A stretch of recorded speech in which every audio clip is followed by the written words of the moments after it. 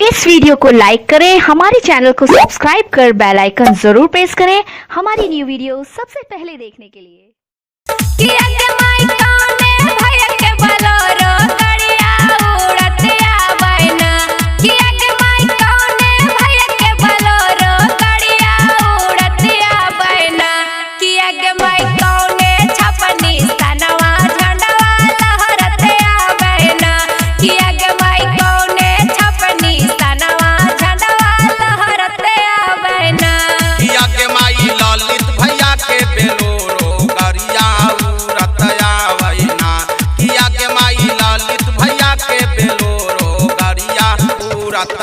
वैना पिया के माई चिमनी छपनी सनवा झनवा लहरतया वैना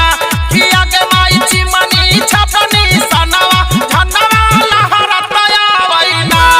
करना वोट पाला बात करिहा चाची, नोट करना वोट पाला बात करिहा चाची, कि अब की अपना भैया के जिंदाबाद करिहा चाची, कि अब की अपना भैया के जिंदाबाद करिहा चाची। अगे माई काने भैया घुमा हाथिन गलिए गलिए ना, कि अगे माई काने भैया घुमा हाथिन गलिए गलिए ना, कि अगे माई कीना का से हथवा चोरी भट मांगा हाथिन ना, कि अगे माई कीना का से हथवा चोरी भट मांगा हाथिन ना। पिया के माई ललित भैया घुमा हाथिन गलिए गलिए ना, पिया के माई ललित भैया घुमा हाथिन गलिए गलिए ना, पिया के माई जनता से हाथ जोड़ी वटवा मांगा हाथिन ना, पिया के माई जनता से हाथ जोड़ी वटवा मांगा हाथिन ना। गलिया ना घुमाथिन ललिता भैया,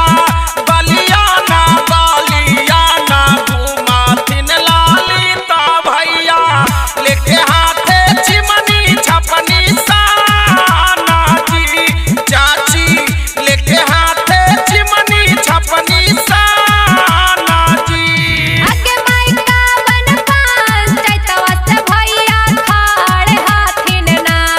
अगे माई कावन पंचायतवा से भैया खाड़ हाथिन ना,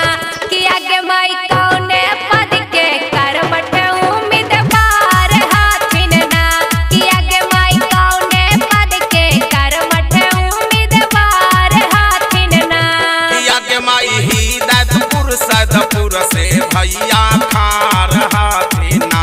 पिया के माई हिदायतपुर सैदपुर से भैया खार हाथिन ना, पिया के माई मुखिया पद के करवट उम्मीदवार हाथिन ना, पिया के माई मुखिया पद के करवट उम्मीदवार हाथिन ना। क्रमांक संख्या 8 नंबर पर चिमनी छपनी सनवा होधे अनवा दिहाना, तो वही पर दावई बाटनवा होधे अनवा दिहाना, वही पर दावई बाटनवा होधे अनवा दिहाना। अपन ललिता भैया अंगूठी के ना गिनवा होधे अनवा दिहाना,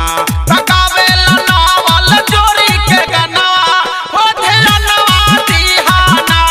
चिमनी पर दावी बाटनवा होधे अनवा दिहाना। वीडियो के नीचे रेड कलर का सब्सक्राइब बटन दिख रहा होगा, उस पर क्लिक करके सब्सक्राइब कर लें और साइड में बेल आइकॉन भी दिख रहा होगा, उस पर भी क्लिक कर लें ताकि आपको वीडियो मिले सबसे